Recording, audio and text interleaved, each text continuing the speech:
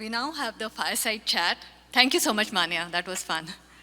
We now have the fireside chat title, Is AI a Strategy or a Tool? Between two engineering leaders who will discuss power, presence, and purpose in their leadership roles. Our first fireside chat speaker is Monica Bajaj, an IIT Bombay alum, and whom I've known for several years through her active involvement in IIT Bay Area and IIT AI ML communities.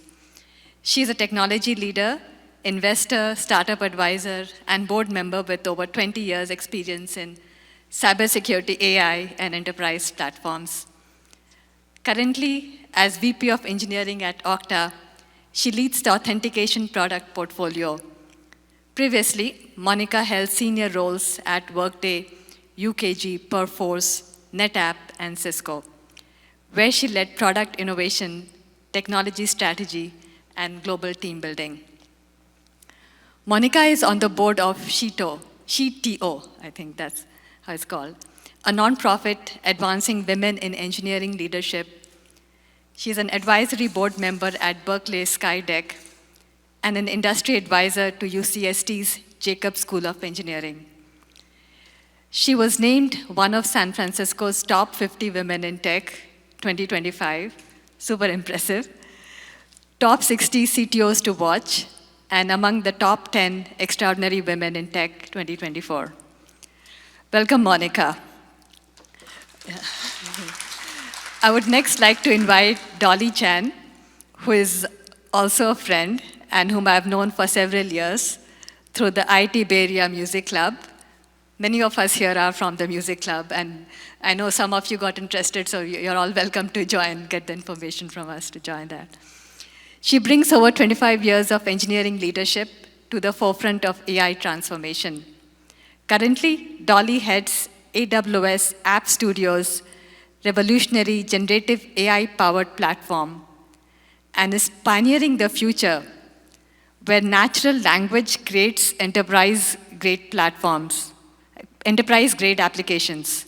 I think that's super cool. Her expertise ranges from computer vision and voice assistants to IoT products and now generative AI platforms. Known for building high-performing, diverse engineering teams from scratch, Dolly keeps innovation at the core, and we learn more about it in the fireside chat. Dolly has previously worked at Cisco and HP in technology leadership roles. So with that, let me welcome Monica and Dolly for the fireside chat.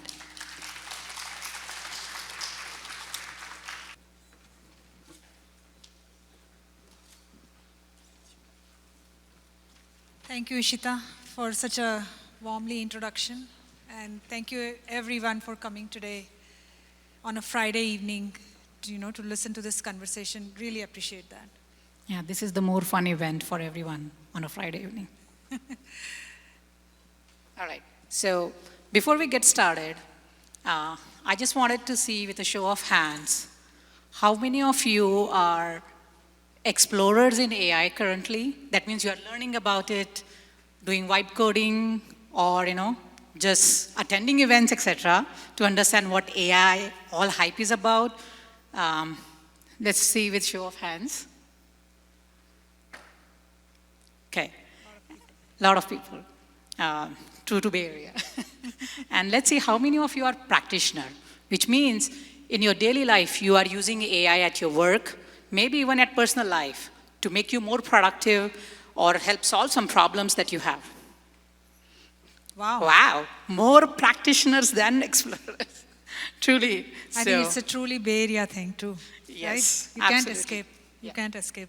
Yeah, can't escape. So I think we are always at the, adoption curve. We are the first early adopters here, and we are leading all this space. So let's get started. Yep. I would say it's truly a pleasure for me to be able to, sitting on this stage with Monica and be able to get to know a little bit more about her and how she's using AI at work and maybe in her life itself. And also, thank you all of you here for taking the time to be here and attending these sessions and getting to learn more about it. First things, what is your elevator pitch for AI?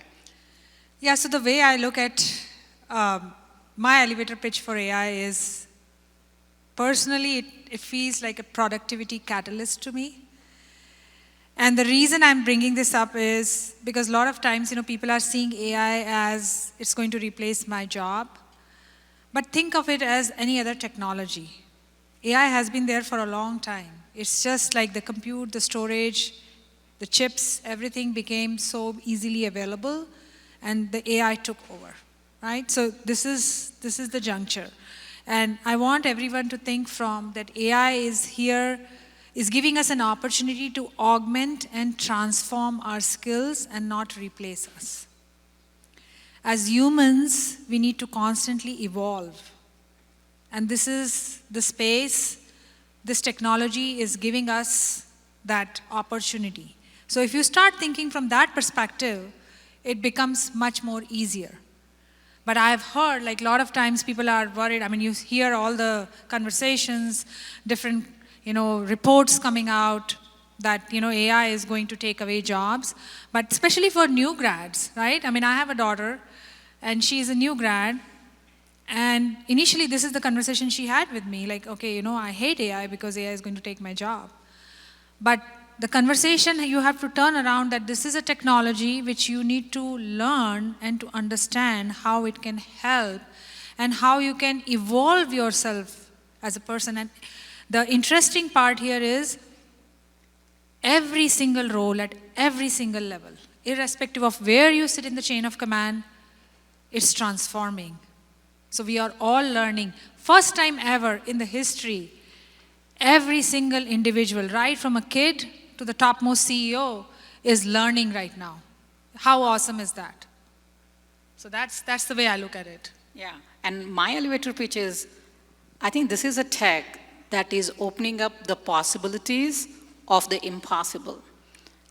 So many of you just talked about AI doing chores. Think about technology doing your chores. Think about all the innovations that will provide us longevity. When I say longevity, that means helping us pre-diagnose any of the diseases earlier, as well as providing solutions for some of the cures for the things that we don't have solutions for, like maybe diabetes, diabetes control, or even cancer, or any other diseases that are coming.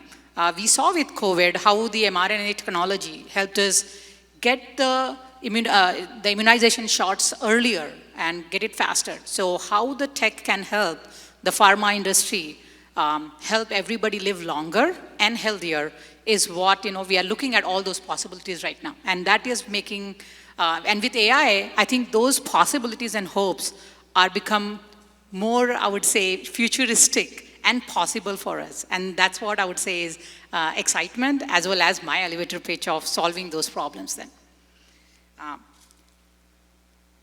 Now let's talk about, how the thought process, like, do you consider that as a strategic game changer or like a daily productivity booster for you right now?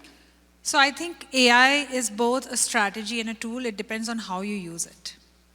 So when you look at AI as a tool, it's more to help me be productive. Like as an engineer, as a developer, you're constantly using coding assistants. Now you have to make sure like you are using it in such a way that it is making you productive. Not every coding assistant is going to solve your problem. Sometimes it is adding more headache. So you have to be careful there. Anything you want to automate using AI, like for example, if I have to write something and if I need a framework, I go to these models and I'm like, give me framework for like, this is the topic, what should I cover? So that is a productivity booster for me, like taking me from 0 to 1 and then take it forward. So I just want to make sure everybody understand that AI is not like a genie, okay? It's not going to solve the problems. It's how you use it, that's where it looks like, right? Now when it comes to strategy is how you are using in your products, how you are thinking about AI not just as a strategy, but all the elements around AI, like the governance, the compliance, the security. It is very important. Like any technology, it has its pros and cons, and AI has come with a lot of places where things are not going to be secure. Because it's very open. So you have to be careful how you use it in the products, how you also make sure the experience for the customers. If you are building products, I'm sure like everybody is building products in some form or shape, making sure that AI is also helping in building a better customer experience as well. So there are some use cases where AI is definitely used as a tool, but there are some use cases where AI is infused in the products from a strategic perspective. And with agents, like if you remember, like last year people were talking about co-pilots, now nobody gives a damn about co-pilots, right? Everybody's talking about agents. It's agentic AI, it's agentic world. And agents have become a first-party identity, like us, humans. So any product you are building, you have to have an agentic experience and make sure that that experience is at par with humans. So that is very, very important to think about. And if you look from that, like the way I look at it is, AI is here to automate the predictable part, right? Something which is predictable, you can easily automate through AI. But with the combination of human intelligence, AI can solve unpredictable things as well. So that's going to be really important. And I think that's the strategic part of it. So basically, when we use AI as the tool, it is helping us with getting rid of some of those chores, so you can think strategically and be more creative about how to solve the problems, how to take your products forward, or what different solutions can you build, what other problems that existed you can go ahead and solve. So that's how exactly, it's a tool that is giving you more time to do something different, faster, as well as more creatively. I think that's exactly how we are looking at it. Then the next question that's coming up, because we both are engineering leaders, right? And we are both looking at a lot of metrics, etc. What I would like to talk about is, how are you measuring the success of AI solutions? Yeah, so I look from a couple of different lens. So one is operational metrics. As an engineering leader, running a big engineering organization, you have to look from the operational part. Like, how many people are using AI? Is AI going to make you productive? How much of the code which AI is spitting out, the people are using it? Are you using AI for your reviews, like code reviews, and your engineers are saving some time? Are you using AI I'm in a cybersecurity company, so am I able to use AI to resolve my security vulnerabilities, which happen all the time, but still humans can review it? So one important part is, again, it's saving some hours. So that's one operational metrics which every CEO wants to know, like, hey, how are we using AI? Like, is AI able to save some time for your engineering team from the operational perspective? The second one is the business metrics. And the business metrics is, when you use AI, it's not coming for free. Every time you're using AI, there is a cost associated per user. So then the company has to look from the ROI perspective, like how much margin is there on a product if they are heavy AI users. So that's really important. And the third one I look at it is the customer satisfaction. So there are a lot of companies, where humans used to talk, now agents talk, right? I mean, you might have seen like shopping and all is very common. But are they giving the same customer experience? So then you have to measure the CSAT, the Net Promoter Score, the NPS part of the product, and understand whether AI is meeting the bar for these metrics. And if these happens, that's where you start thinking about is this AI really worth it, right? So if you are an engineer, and if you are using AI, and if AI is spitting out code where you have to spend more time doing review and fixing the bugs, I think it's better that you yourself write the code. So that's very important. Yeah, and I'll just add another angle to it, right? I think a lot of the other tech, what we have seen is, with the adoption curve, the cost of infrastructure was not linear. Like, you could go ahead and scale your system as the product adoption increased. But with AI, the curve is linear, because apart from your infrastructure cost, you also have the AI service cost, and per user cost is going to eat into your ROI and your, business outcomes. So it is very critical as you are building these products, right? Paying attention to your pricing strategy, paying attention to your infrastructure cost, paying attention to adoption and how you are going to scale, and what guardrails are you going to use. Apart from that, I would say like the security, the strategy, the tech stack that everybody's going to use, you also have to look at these aspects every time you are going to build a product. And it is very critical because it's very easy for you to make the product free or, such that you can drive the adoption, bring in, use all the distribution channels that you have. But then it's going to become very critical for you to see how are you going to, bring the ROI or the money that is needed for it to survive and be successful in this space then. So I think as a business leader, as well as for an engineering leader, it's critical to look at those metrics right now as you are building the solutions for AI then. I just wanted to also do a time check so that, we give time for audience for questions. 17 minutes, okay. So we can go ahead with a few more questions on this side then. So let's talk about, as we look at implementing these solutions, right?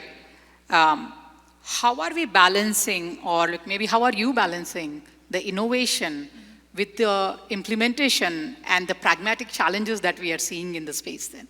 Yeah, so one of the biggest challenges which we are seeing, and because again, I work for Okta and Okta is into identity and security, is as agents are coming into play and people are building agentic applications, how do we build security layer? Because that is top of mind. Many companies, you have bunch of agentic applications around, but if you ask companies that do you want to use agents in production, nobody wants to use it. And why? Because people are not sure whether it is secure, what all things it can do, like the agent sprawl can happen and anything can happen because agents' nature is very dynamic. As they learn, they start taking actions, unlike humans. Similar, right? So that's very important.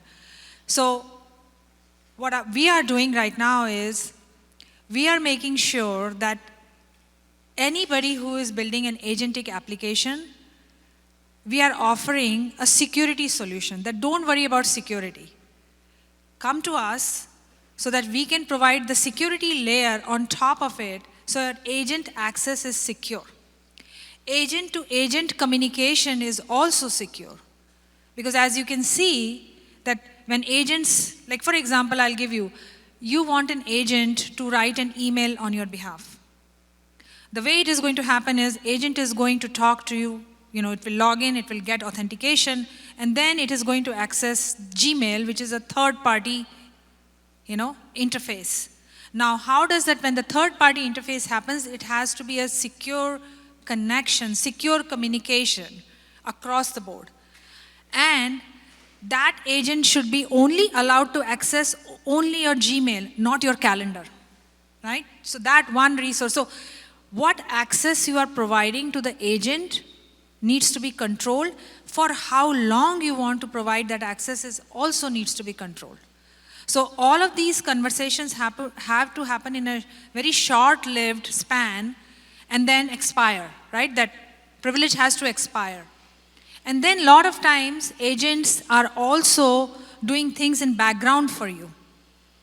When, for example, if you want them to, let's say if you want to sell some stock, but you don't want agent to sell the stock, but you want agent to do some research behind the scene. So agent is going to do all that asynchronous behind the scene work, but they need to have access. And then the fourth important thing is agent needs to have the least privileged access so that the damage is minimal. So that's very important. The way we are looking is like, we are telling our customers is like, you go and build your agentic AI applications. We are going to build a security layer for you and make sure that, we are not just an identity solution, but we are also securing AI solutions. So that's really important. Yeah. I think just in layman terms, consider that between agents, you're giving like power of attorney for them to do different things on your behalf. Correct. And you have to define who the beneficiaries are going to be there. Exactly. Or, who is going to get the benefits? Why is it going to be just, trust executor or various kind of roles? So I think this is how you have to look at it. But this is, you have to look at it not for, I would say, just one asset, but across various assets that you are building within your product and your company, from like HR databases to hiring, employee salaries, your product roadmap, marketing material, a lot of the IP that you have, how do you protect such that all of these agents that whom you are giving those permissions, you know exactly what they are doing, and you have those various approval flows or human in the loop. I don't know if a lot of people have heard about like human in the loop, where you involve a human to go ahead and see whatever the agent is doing is the right thing, and you are giving them the permission to go take those actions on your behalf. And then there is an audit trail for it, which basically brings back to like the observability that you want to build into these solutions. I know that there are a lot of technical terms, but this is how you have to think about building those AI products when you are building it, so that you can, go back and fix when there are issues coming and know at least where your risk profiles are then. Yeah, there are a lot of companies who are investing in this right now, like agent observability, because you want to know what agent is doing, when it is doing, and also what happens if agent does something wrong? Who is responsible, right? That accountability. So we tie humans, like which human was associated with which agent. That's the way, we are solving the problem. So we know, like, if some issue is happening with an agent, who is the person attached with it as well. Yeah. All right.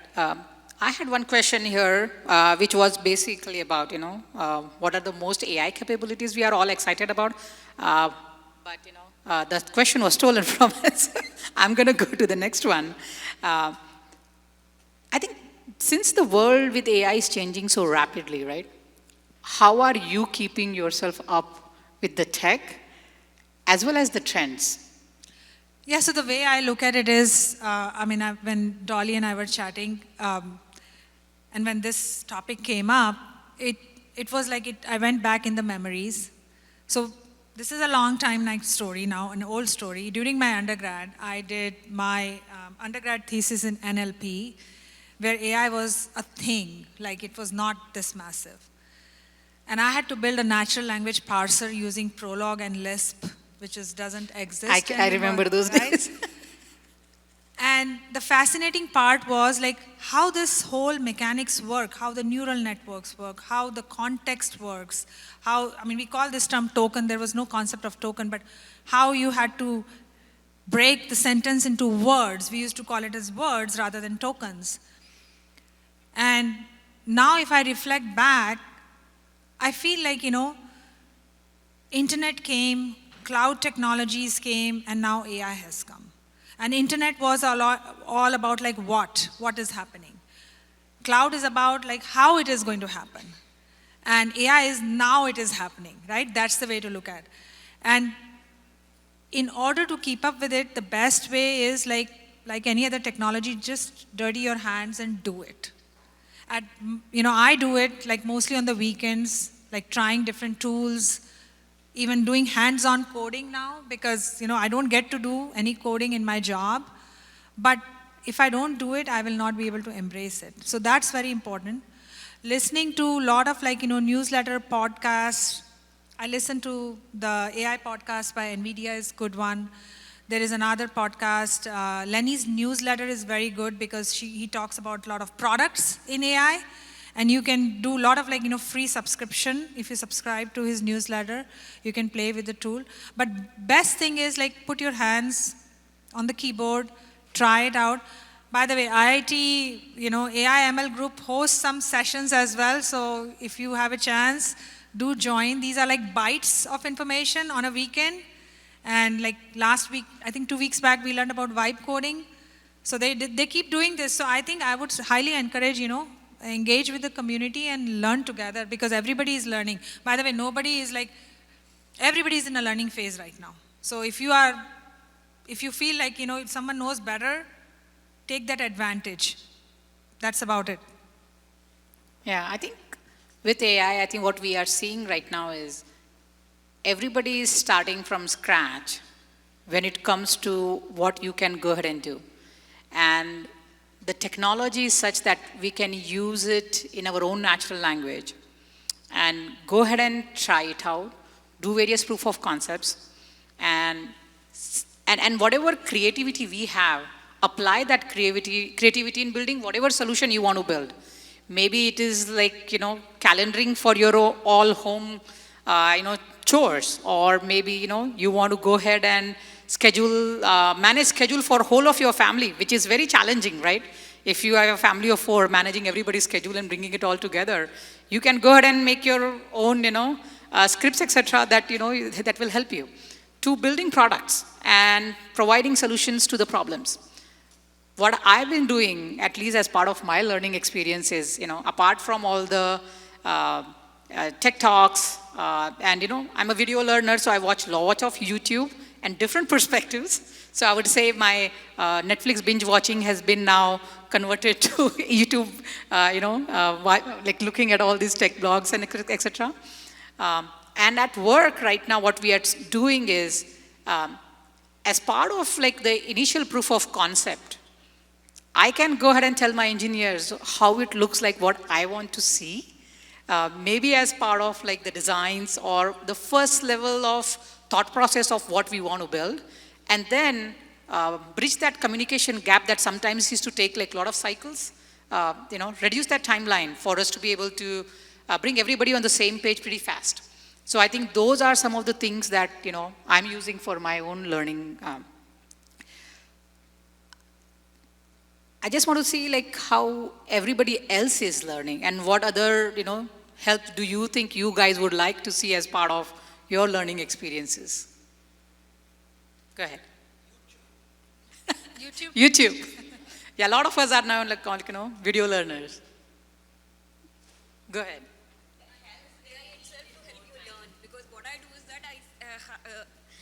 I use ChatGPT itself to help me learn. So there are a lot of lessons going on Maven, YouTube, everywhere.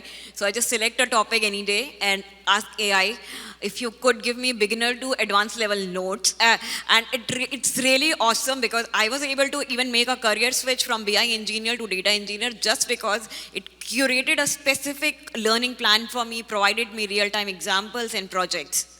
So I'm really grateful for that. Like I started building products from scratch using AI. Yeah. Very nice. That's very nice. Yeah, I mean, going back to the hands-on, I think hands-on is really important right now. Yeah. You were saying like, how do you get time right now?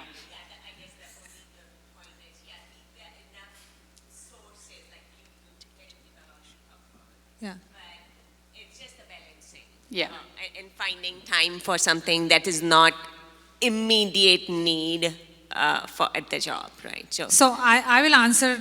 I know. I mean, this is something like not just with AI, but remember one thing in life: if you make it a priority, you will always find time, no matter what. 100% agree with that. That's the thing. So if it is something you really want to enjoy, you will cut down on something else and learn. So, yeah.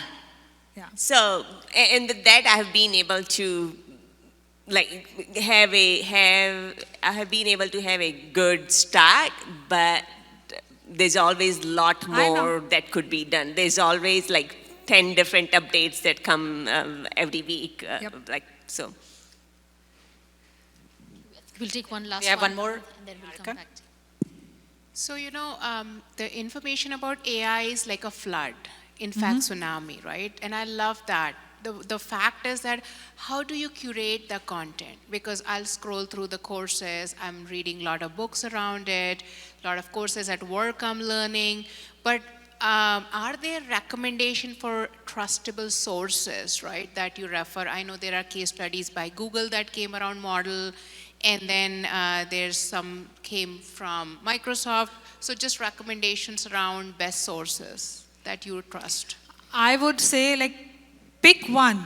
To be honest, like the things are changing so fast. I agree with you, and sometimes it is annoying also, like because you learn something which is getting outdated. But understand the fundamentals. That is very important, and then use it. Also, understand one thing, what problem you are trying to solve. A lot of times what people are doing is like they want to use AI by default. But you need to understand what problem you are trying to solve. If you start from that angle, then you can pick whether you really need AI or you don't need AI. You don't need AI for everything, by the way. Automation and AI is mixed today. The reality is automation is different, AI is different. You can still automate without using AI, and companies have been doing this for a long, long time. So it's very important how you want to infuse AI for what problem. Something which humans will take a long time. Data, there's a lot of data. The data is cleaned, then you use AI, because AI is not going to be magical if the data is, it's garbage in, garbage out. So data has to be really, so I would say like focus on that part, that's really important. But in terms of learning, pick any course. I'm myself doing like, as long as it is hands-on, I'm good with it. Yeah, I think this goal also goes back to, there will be a lot of courses which are like outcome-based, right? You take a specific domain or an industry, how you apply. You can go ahead and do those professionally curated courses, which become outcome-driven. But then if you just want to get knowledge from like YouTube, etc., right? I always look at like crowdsourced, how many views are there on those videos, and how good the speaker and the quality of speakers that they are bringing in. And also like, is it like you want to use it as a tool right now to get you like, started right now, versus strategically, long-term where the trend is, how those things are happening. So based on that, you adapt your learning accordingly. And there are a lot of tools right now, whether you want to do like coding versus content creation. So based on the domain, I guess the learnings or the tools that you need to use are going to vary. Last one more question? Okay. So we can take one more question. If anybody has, go ahead. I'll repeat your question.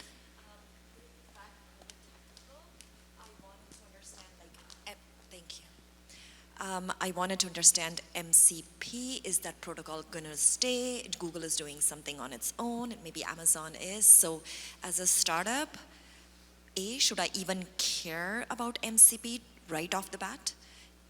Or if the answer is yes, then which one of the protocols is going to be the winner? You should definitely care about MCP. Yeah. that I can tell you. So MCP is, I don't know if everybody knows, but MCP is a model context protocol. It's a new protocol which was done by Anthropic, and it is all about connecting tools and resources through APIs, right? In simple words, I'm trying to dumb it down. But the key thing again is, because every company is building like MCP servers for specific usage, it's very important that MCP servers have to be secure now.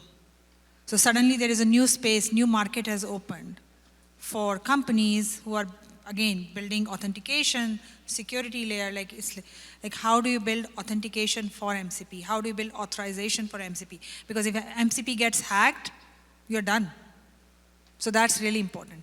MCP servers is going to, MCP protocol is going to solve the complexity of the architecture. And yes, it is going to evolve more and more, but it's definitely going to be there for a long time.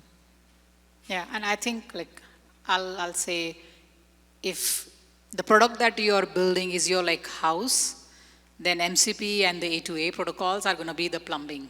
Yep. And you do need plumbing if you want to have a house working. So you do need to pay attention. But among all of this, I think what the security part of it, it's very critical, because that can bring your house down. So I know whatever problems Monica is solving, those are very critical for you to be successful. So, do we have more time, or we are done here? Okay. Good. Thank you, everyone. Thank you. Thank you, Monica. Thank you. It was a pleasure. Likewise. Thank you so much.